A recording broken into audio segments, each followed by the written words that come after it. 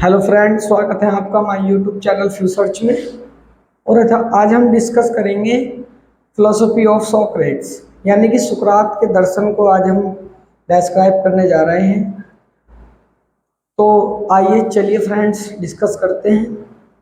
तो जो हमारे सोक्रेट्स थे, जिनका जो समय पीरियड्स है वो 470 से 399 BC तक रहा है, जो यूनान में पैदा हुए थे।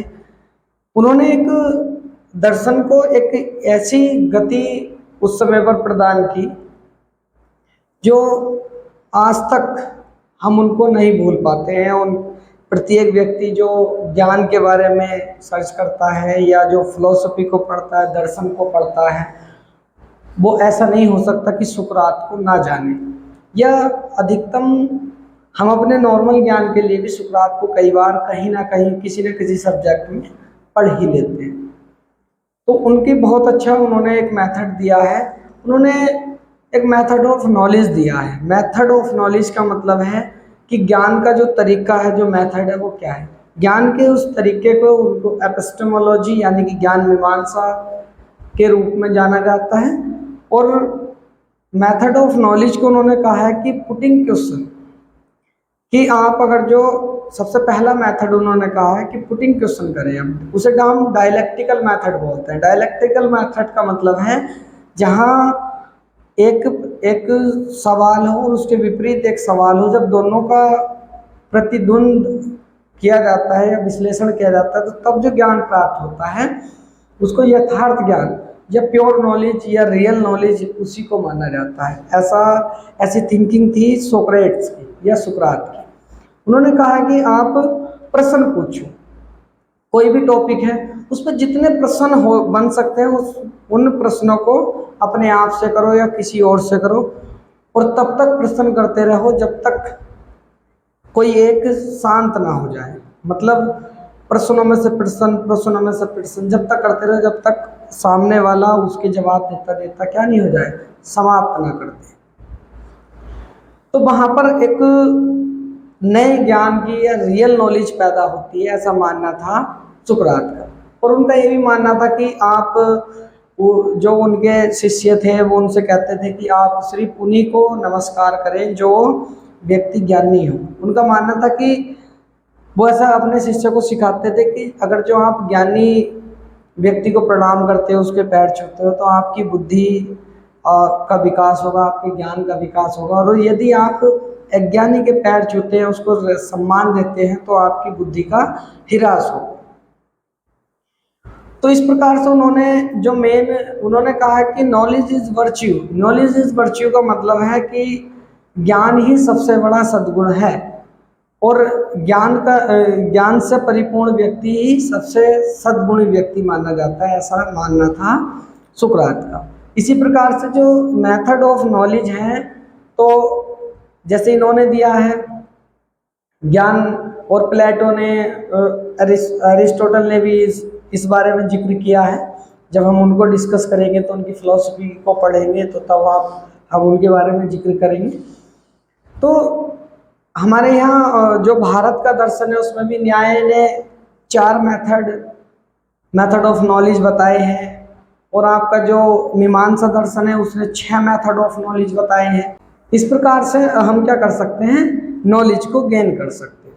क्योंकि जो सुकरात थे उस समय पर, जो सुकरात थे, उनका मानना था कि हमारे पास वो एक मूर्तिकार थे, वो मूर्ति बनाया करते थे। विशेषकर वो एक मूर्तिकार थे, मूर्ति बनाया करते थे। और उससे जो धन प्राप्त होता था उसको वो हमेशा यही सोचते थे कि मैं इससे ज्ञान कैसे प्राप्त कर सकता हूँ उस धन से।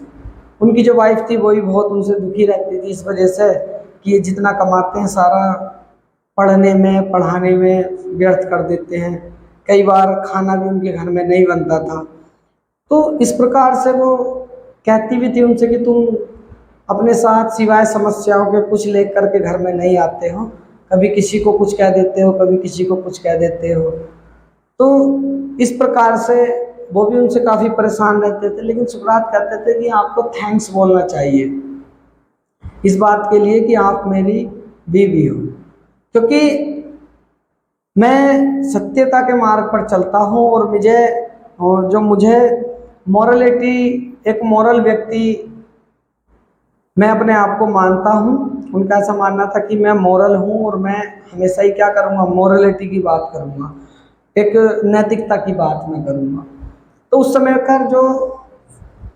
जो उस समय जो राजा थे वो फिलिप्स थे, राजा फिलिप्स, उस समय पर किंग फिलिप्स वहाँ के राजा थे।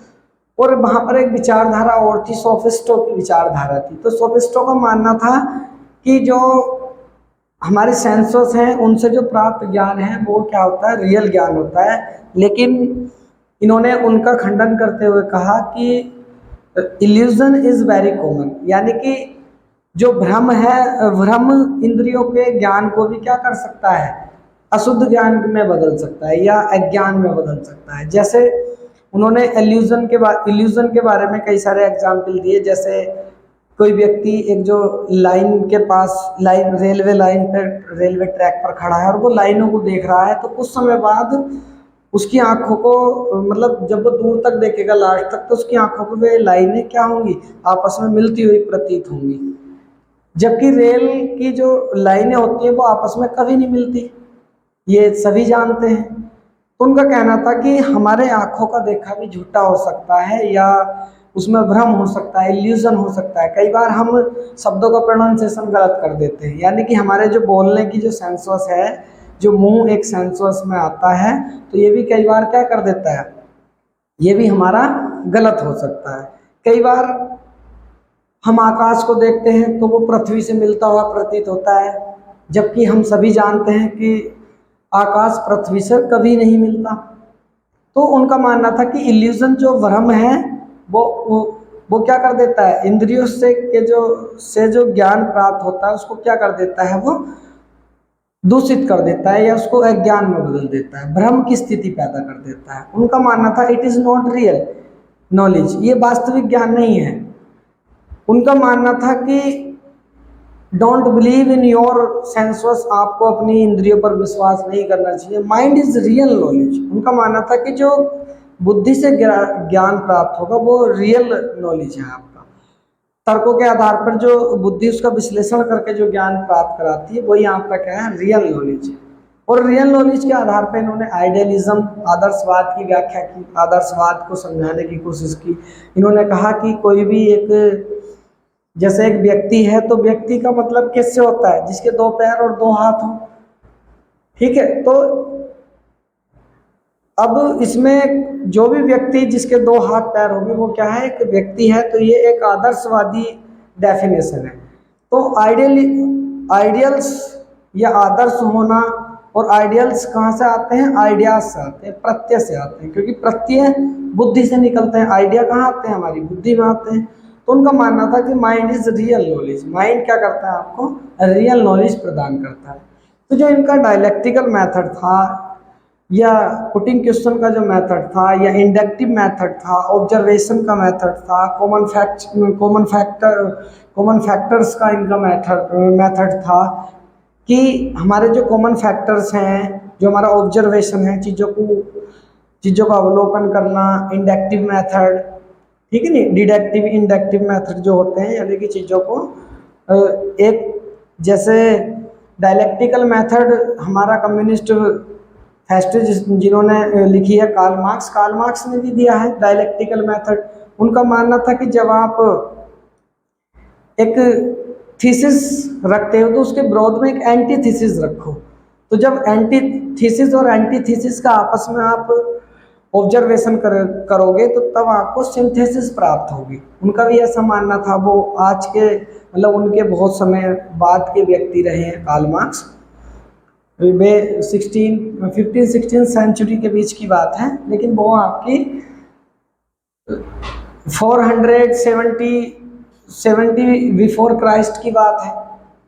तो उन्होंने इस प्रकार की भावनाएं दी। उन्होंने कहा कि चीज़ों को हम सार्वभौमिक बनाएं, यूनिवर्सल लॉ की हम बात करें, ऑब्जेक्टिविटी की बात करें, या पर्टिकुलर नॉलेज की हम बात करें, जो व्यक्तिगत ज्ञान होता है। व्यक्तिगत ज्ञान कैसा आ सकता है, उन्होंने इस बात की। उन्होंने कहा कि व्यक्तिगत जो ज्ञान है वो हमेशा कॉन्सेप्ट और परसेप्ट से आ सकता है। जब आप कॉन्सेप्ट और परसेप्ट को क्या करोगे, आपस में उस पर जो विश्लेषण करोगे, तब आपको क्या मिलेगी, रियल नॉलेज मिलेगी। उन्होंने सोर्स ऑफ रियल नॉलेज को रीजन का नाम दिया, यानी कि उसके पीछे जो रीजन होता है वही क्या है आपका, किसी भी चीज का जैसे मैं हूं या नहीं हूं, इसके पीछे क्या कारण है, तो वो क्या होगा, इसका ज्ञान का स्रोत रहे। कोई वस्तु कैसे बनी होगी, उसका क्या कारण हुआ होगा, क्या एटमॉस्फेयर रहा होगा, किसके द्वारा ये बनाई गई है, ये सारी बातें उनके पीछे का जो कारण है, जो कॉज है, जो रीजन है, रीजन और कॉज को उन्होंने क्या बताया है, सोर्स ऑफ नॉलेज बताया है। जो यूनिवर्सल मोरालिटी है, उन्होंने कहा कि सार्वभौमिक नैतिकता की जो धारणा है वो व्यक्ति में होनी चाहिए, हमें एक नैतिक व्यक्ति या नैतिक मार्ग पर हमें चलना चाहिए। उन्होंने कहा कि विदाउट कंट्राडिक्शन रियल नॉलेज हो ही नहीं सकती, यानी कि जब तक चीज़ों के बीच में प्रतिद्वंद ना हो, द्वंद ना हो, विश्लेषण ना हो, तो तब तक आप रियल नॉलेज या वास्तविक ज्ञान को प्राप्त नहीं कर सकते। उनके जीवन से हमें बहुत सारी चीज़ें सीखने को मिलती हैं। उनकी जो विचारधारा थी वो इसी प्रकार की थी। उनके जो शिष्य थे उनको वो समझाते थे हमेशा कि आपको कभी भी क्या नहीं करना है, किसी भी अज्ञानी को आपको नमस्कार नहीं करना है, सिर्फ ज्ञानी को ही आपको नमस्कार करना है। उनका मानना था कि ज्ञानी को नमस्कार, प्रणाम, पैर छूने से बुद्धि का विकास होता है, या हमारे ज्ञान का क्या बढ़ता है, हमारे ज्ञान का विकास होता है। अगर जो आप अज्ञान व्यक्ति के पैर छूते हैं, उनको नमस्कार करते हैं, तो आपकी बुद्धि क्या हो जाती है, उससे कम हो जाती है, ऐसा मानना था सुकरात का। और उन्होंने नॉलेज इज वर्च्यू, यानी कि ज्ञान सबसे बड़ा सद्गुण है की बात करते हुए वो इस बात को बताते हैं, क्योंकि जब वो इस प्रकार की भावनाएं, और उनके जो शिष्य थे उनका एक बहुत ही प्रसिद्ध और प्यारा जो सबसे शिष्य था प्लेटो, और भी उनके बहुत सारे शिष्य थे। उनका कहना था कि आप क्वेश्चन करो, पुटिंग क्वेश्चन का उन्होंने मेथड दिया। तो एक बार की बात है, जब उनके शिष्य घूम रहे थे, तो उस समय जो यूनान में जो जजों का सिलेक्शन होता था वो तार्किकता के आधार पर होता है, कौन कितने आर्ग्यूमेंट अपने पेश कर सकता है, तो उसके आधार पर उनका सिलेक्शन किया जाता था। तो उनके जो शिष्य थे वे जब उस जज से मिले, तो उन्होंने कहा कि मर्डर की डेफिनेशन बताओ, आप जज हो, हाँ, आप मर्डर की डेफिनेशन बताओ। उन्होंने कहा कि जो व्यक्ति किसी की हत्या कर दे वो मर्डर है। कहा कि ये तो आपकी डेफिनेशन गलत है, कि आपकी जो डेफिनेशन है वो गलत है, तो आपको जज किसने बना दिया, आपको तो मर्डर की डेफिनेशन ही नहीं पता है। तो इस प्रकार से उन्होंने फिर कहा कि एक व्यक्ति जो देश की सेवा करता है, जो सोल्जर है, जो देश की सेवा करता है, जो घुसपैठियों, आतंकवादियों को मारता है, तो आप तो उसको भी फांसी की सजा दे दोगे, उसको आप मृत्युदंड की सजा दे देंगे कि नहीं। ऐसा नहीं है कि फिर उसने अपनी परिभाषा में चेंजेस किया कि जो शांति के लिए लड़ता है, अगर जो शांति के लिए लड़ता है और किसी को मारता है, तो वो उसको मर्डर नहीं करेंगे, मर्डर उसको कहेंगे जो बार के लिए हो, या जो अशांति के लिए लड़ता हो। किसी ने अशांति के लिए किसी का मर्डर किया हो तो वो मर्डर है। उन्होंने कहा कि ठीक है, पर आपकी जो डेफिनेशन है वो बिल्कुल ठीक नहीं है।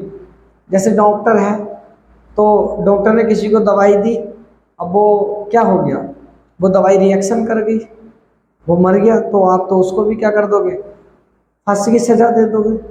तो आपको तो आत्महत्या की परिभाषा हत्या की परिभाषा ही नहीं पता, मर्डर की परिभाषा ही नहीं पता, आपको जज किसने बना दिया।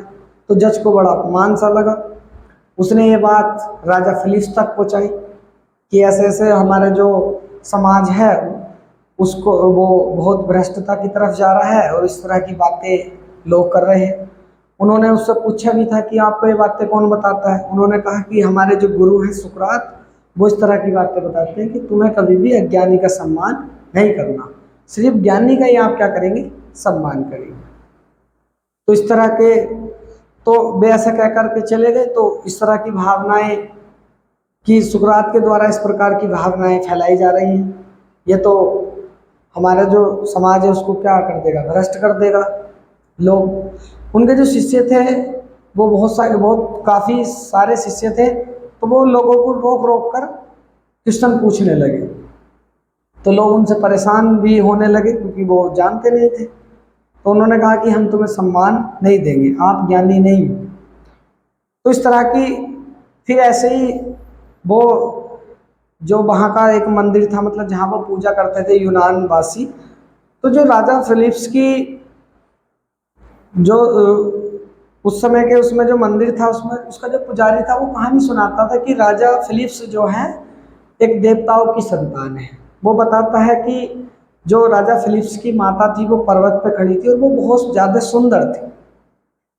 तो वो बाल खोले हुए पर्वत पर खड़ी थी। तो जो देवता इंद्र हैं, जिसको यूनान में जी होआ बोला जाता है, जो नेशनल गॉड थे, नेशनल गॉड के रूप में माना जाता है, कि उन्होंने एक सांप के रूप में उनके साथ में संभोग किया था, जिसकी वजह से राजा फिलिप्स का जन्म हुआ है। तो ये देवताओं की संतान है, उनका ऐसा मानना था। तो इस प्रकार की कथाएं उस मंदिर में सुनाई जा रही थी।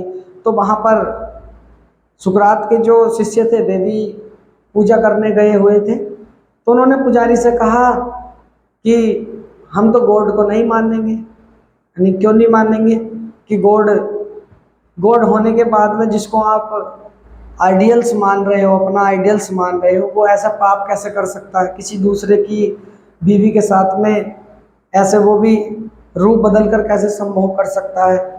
तो जब आपका आपका भगवान ही इतना भ्रष्ट है तो उसके जो फॉलोवर्स होंगे वो कितने भ्रष्ट होंगे। तो हम आज से हम पूजा नहीं करेंगे। तो पुजारी ने पूछा कि ये बातें आपको कौन बताता है? कि हमारे जो गुरु हैं सुकरात, वो ये बातें बताते हैं कि इस प्रकार के व्यक्ति को, जो अज्ञानी व्यक्ति है, उसको आप सम्मान नहीं देंगे। आप यूनिवर्सल लॉ की बात करेंगे, जो सार्वभौमिक सत्य हो, जो यूनिवर्सल या अल्टीमेटली ट्रुथ हो, आप उसकी खोज करेंगे हमेशा और उसी के आधार पर चलेंगे।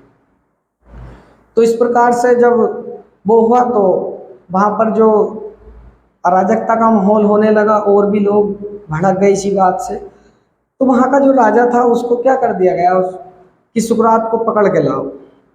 सुकरात को लेके गए, न्यायालय में लेके जाया गया उन्हें। उनसे कहा कि आप तो संसार को क्या कर रहे हैं, समाज को भ्रष्ट कर रहे हैं, कि ये तो गलत बात है इस तरह की भावनाएं फैलाना।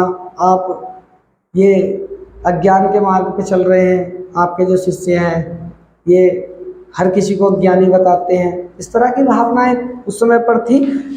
तो सुकरात को कहा कि आपको मृत्युदंड दिया जाएगा। जब वहाँ के जो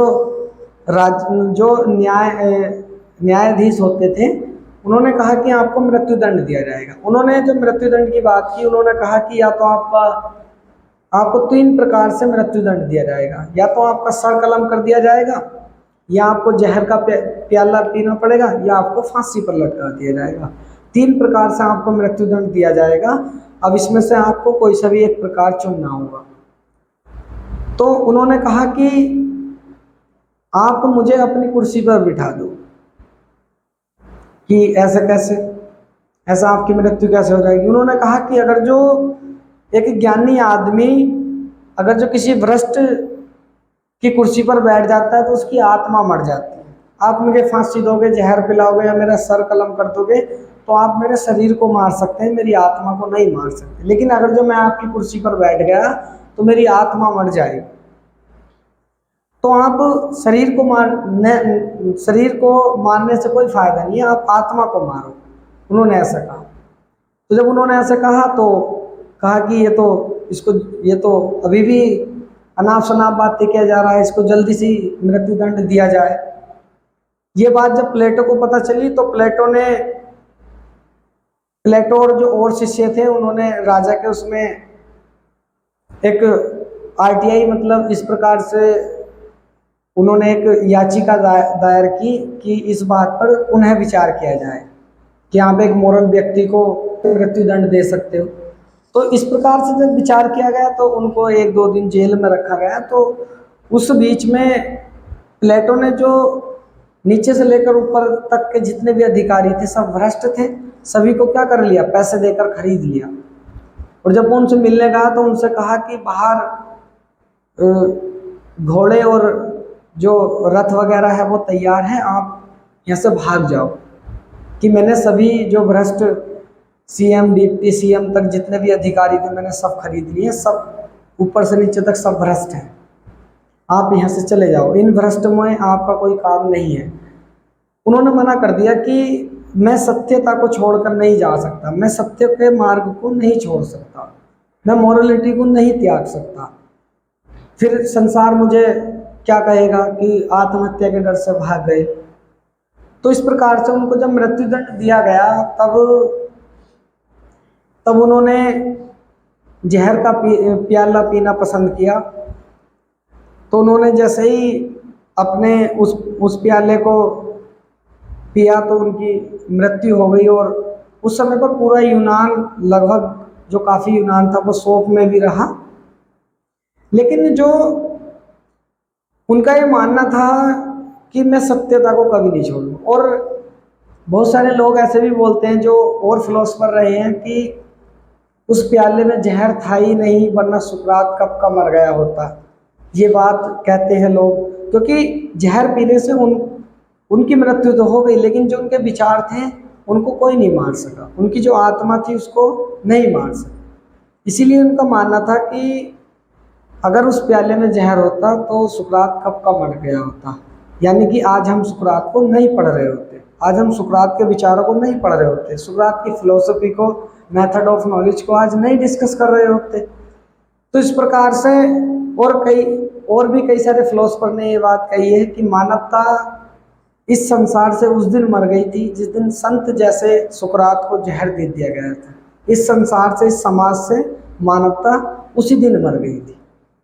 तो इस प्रकार की जो भावनाएं हैं, जो आपका जो पुटिंग क्वेश्चन डायलेक्टिकल मेथड हमारा एरिस्टोटल ने दिया है, वो बहुत ही सराहनीय है। और जो एक रियल नॉलेज की खोज करता है, यानी कि रियल होना, आइडियल होना, ये सब क्या है आपका, ये सब एक प्रकार का ऐसा ज्ञान है जो बिल्कुल शुद्ध होता है। प्योर नॉलेज की बात सुकरात ने अपने दर्शन में की है। तो इस प्रकार से कई सारे और भी भारत के भी कई सारे साहित्यकार हुए हैं। जैसे सूरदास जी ने एक बात कही है कि मूर्ख राजा राज करत है, पंडित फिरे कारी। इसका उनका कहना था कि जो मूर्ख है वो राजा बना हुआ है, और जो ज्ञानी है, जो पंडित है, वो भिखारी की तरह भीख मांगकर अपना क्या कर रहा है, जीवन यापन कर रहा है। तो ज्ञान हमेशा एक सद्गुण के रूप में आज भी रहता है। और जो नॉलेज इज वर्च्यू जो दिया है हमारा एपिस्टेमोलॉजी सुकरात ने जो दी है, वो बहुत ही एक ज्ञानात्मक या एक रियल नॉलेज की खोज के लिए, या सोर्स ऑफ नॉलेज की हम बात करें तो ये जो इसके जो सुकरात के जो मेथड्स हैं वो बहुत ही अप्लाई करने के बाद में हमें वाकई रियल ज्ञान प्राप्त होता है। यानी कि विश्लेषण, थीसिस के समक्ष एंटीथीसिस, तब जाकर हमारा किसका निर्माण होता है, सिंथेसिस का। यानी कि हमें उनका मानना था कि without conflict you can not find real knowledge.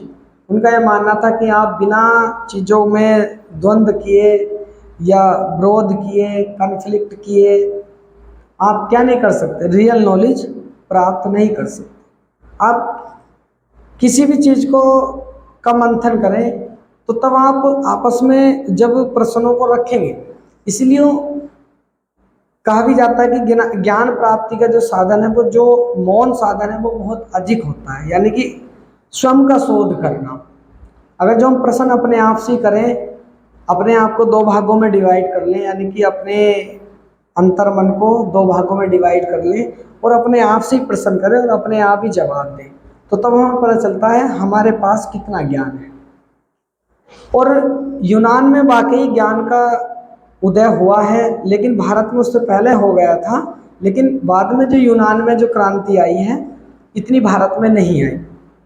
तो इस प्रकार से ज्ञान की जो शोध है, जो सर्च है, वो क्या है, वहाँ पर आपने देखा भी होगा, आप किसी भी सब्जेक्ट को पढ़ते हो तो यूनान में कि ग्रीक भाषा में इस शब्द को ये कहा जाता है, इसका मीनिंग ये है। तो वो एक शब्द प्रमाण के रूप में हम भाषा लेते हैं, क्योंकि वहाँ भी ज्ञान का जो उदय हुआ है वो बहुत अधिक हुआ है।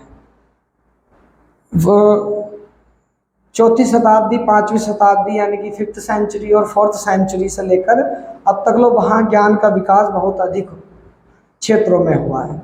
तो ये हमारा सुकरात का दर्शन था।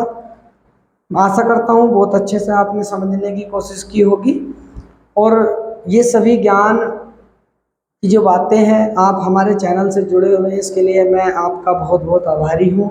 आपके इतने अच्छे व्यूज़ आते हैं, आप कमेंट्स करते हैं, मेरे लिए बहुत कॉम्प्लीमेंट की बात है।